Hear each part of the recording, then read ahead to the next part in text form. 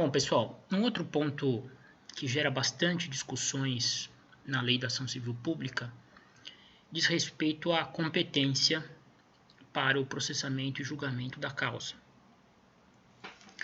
O artigo 2º da Lei 7347 de 85 diz que as ações previstas nesta lei serão propostas no foro do local onde ocorrer o dano de natureza difusa, coletiva ou individual homogênea,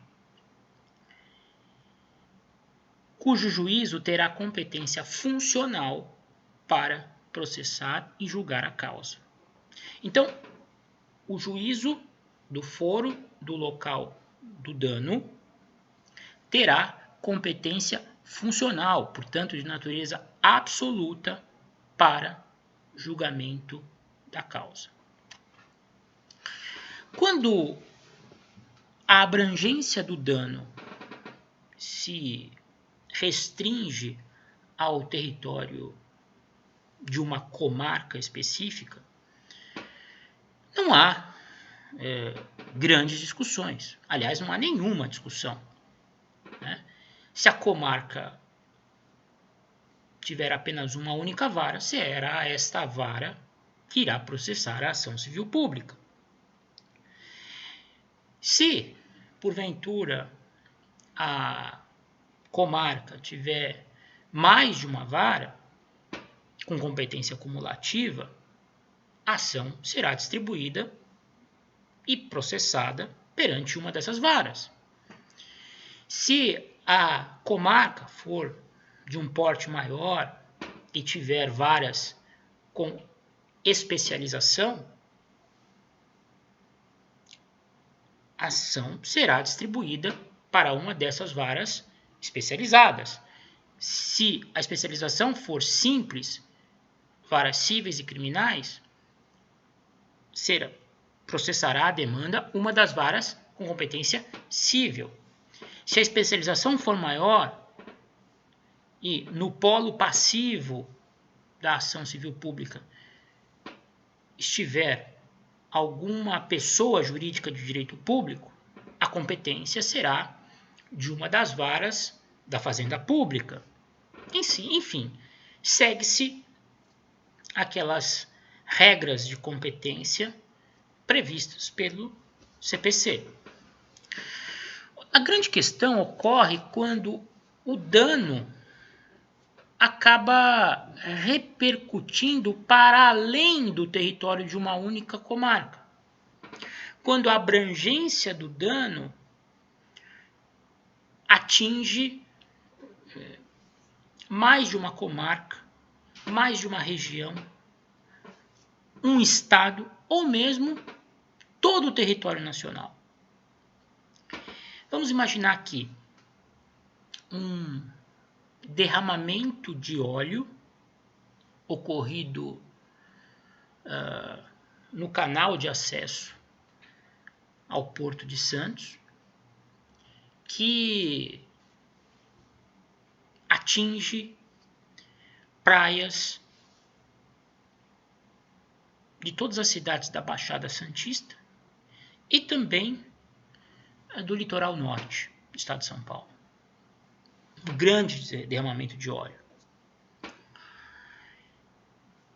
Vejam, nós temos aí um dano a um interesse difuso ao meio ambiente,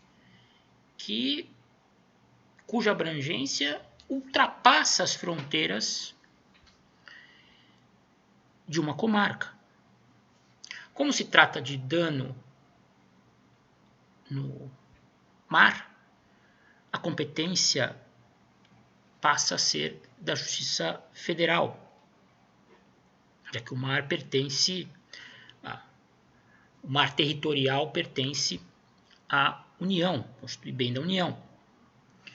Mas aqui nós temos duas seções judiciárias, cidades de duas seções judiciárias, a de Santos e a de São José dos Campos, que abrange todas as cidades e todos aqueles municípios do litoral norte, com competência para julgamento da causa.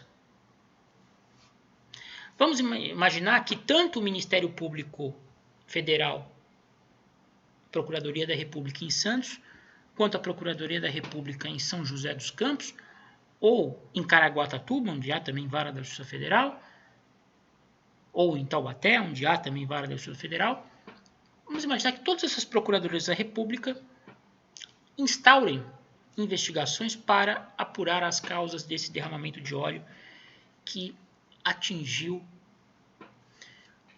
todo o litoral norte e Baixada Santista no estado de São Paulo. Vamos imaginar que também, que a Procuradoria da República em Santos seja aquela que consegue colher mais rapidamente os elementos de prova e ajuizar a ação civil pública. A ação civil pública é distribuída a uma das varas da Justiça Federal em Santos, com competência para processamento de feitos cíveis. Cai lá na 4ª Vara Federal de Santos a ação. Dias depois, ou um mês depois, a Procuradoria da República de Caraguatatuba, uma das cidades atingidas pelo dano, também conclui o seu inquérito civil, a sua investigação, e resolve ajuizar uma ação civil pública com o objetivo de repor os danos, compensar os danos causados ao meio ambiente por aquele derramamento de óleo, pelo mesmo derramamento de óleo. Então nós temos aí 2 ações civis públicas que visam recompor o meio ambiente lesado pelo mesmo evento, derramamento de óleo ocorrido no canal de acesso ao Porto de Santos. Como é que fica? Quem vai processar essa questão? As demandas vão correr em paralelo, com a possibilidade de julgados em linhas diferentes, um julgando procedente, o de Santos, e o de Caraguá julgando improcedente. As ações vão ser reunidas. Como é que isso vai se dar na prática? O parágrafo único diz que a propositura da ação prevenirá a jurisdição do juízo para todas as ações posteriormente intentadas que possuam a mesma causa de pedir ou o mesmo objeto. Aqui temos 2 ações com idêntica causa de pedir, o mesmo acidente ocorrido no canal de acesso ao Porto de Santos. Nesse caso, evidentemente que as 2 ações não poderão seguir em juízos diferentes. As 2 ações terão que ser reunidas perante um desses juízos, de modo a evitar que sejam proferidas decisões aí conflitantes. A reunião vai se dar pelo critério da prevenção. Quem será o juiz prevento nesse caso? Aquele em cujo processo houver se dado a primeira citação. Então, aquele que houver conseguido citar primeiro o réu ou réus da ação será prevento, terá sua competência prorrogada. A ação proposta, por exemplo, na comarca de Caraguá, onde a citação se deu depois, terá que ser remetida e processada em conjunto à ação que foi ajuizada, distribuída perante a seção judiciária de Santos. Tá certo? Aqui eu acho que também não há muitos problemas. Agora, e se o dano tiver natureza estadual? Ou até mesmo quando o dano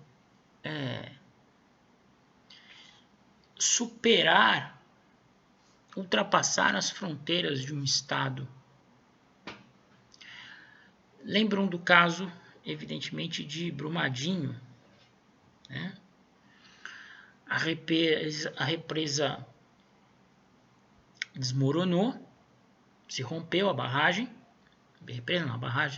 a barragem se rompeu e os detritos, o minério que havia ali represado, desceu pelo Rio Doce até a costa do Espírito Santo, provocando um dano ambiental de caráter regional. Pelo menos os territórios de Minas Gerais, os estados de Minas Gerais e Espírito Santo foram fortemente afetados por aquele dano. E aí? Existe alguma diferença? Aplica-se outra regra que não essa do parágrafo 2º do artigo 2º da Lei da Ação Civil Pública? Não. Aplica-se exatamente essa regra do artigo 2º da Lei da Ação Civil Pública. A ação poderá ser processada tanto numa das varas da Justiça de Minas Gerais ou numa das varas da Justiça do Espírito Santo, desde que essa vara esteja situada dentro do território de abrangência do dano. Então, ao longo de todo o escoamento daquele material tóxico, inúmeras cidades foram atingidas, né? Tiveram o seu meio ambiente afetado. A rigor, qualquer uma delas poderá ser o juízo competente para o processamento da ação civil pública que tiver por objeto o ressarcimento desses danos ambientais.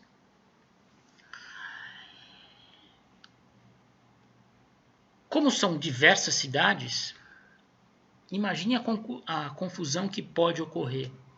Vários promotores instauram investigações concomitantes para apurar os danos ali que ocorreram dentro do território da comarca onde oficiam, causados por aquele acidente trágico do rompimento da barragem lá de Brumadinho.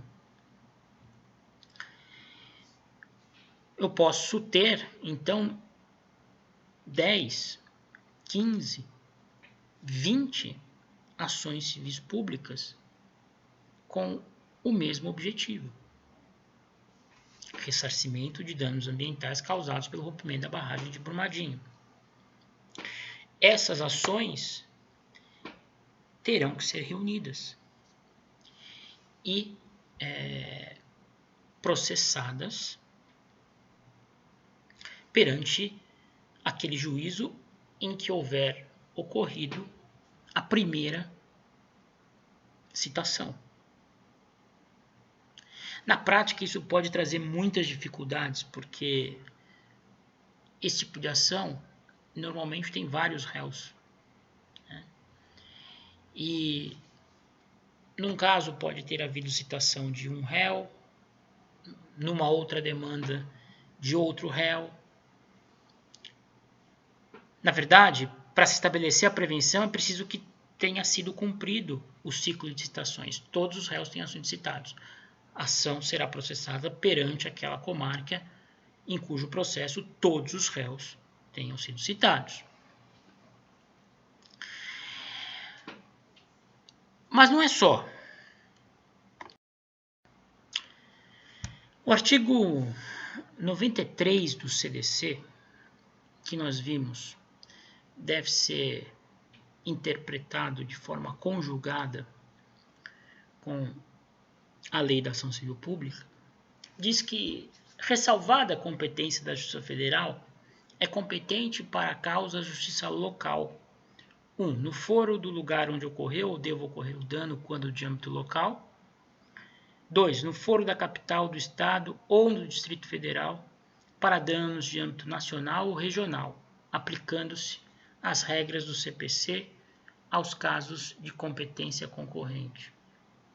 Com base nesse dispositivo, nesse artigo 93 do CDC, há quem sustente que, se o dano for regional, a ação civil pública tenha que ser proposta na capital do Estado. Se nacional, perante o Distrito Federal, aplicando-se as regras do CPC nos casos de competência concorrente. Esse dispositivo do CDC, ele conflitua com o artigo 2º da Lei da Ação Civil Pública, na medida em que o artigo 2º nada fala sobre a necessidade de propositura da ação na capital, quando o dano for regional, ou no Distrito Federal, quando o dano tiver abrangência nacional. E isso é suficiente para se estabelecer uma cisão na jurisprudência. Há uma corrente que diz, olha, por força daquilo que dispõe o artigo 21 da lei da ACP, que diz que aplicam-se à defesa dos direitos e interesses difusos, coletivos e individuais, no que for cabível, os dispositivos do título 3 da lei que instituiu o CDC, esse artigo 21 incluído na Lei da Ação Civil Pública pelo próprio CDC,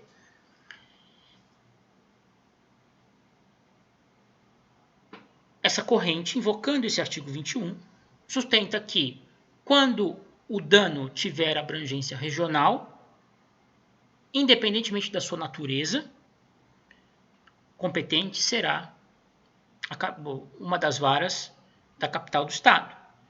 E, quando tiver abrangência nacional, competente será uma das varas do Distrito Federal. Só que uma segunda corrente sustenta o seguinte: não é que o CDC substitui aquilo que estiver constando da Lei da Ação Civil Pública. O CPC, mesmo sendo lei posterior, não derrogou artigos da Lei da Ação Civil Pública com redação em sentido contrário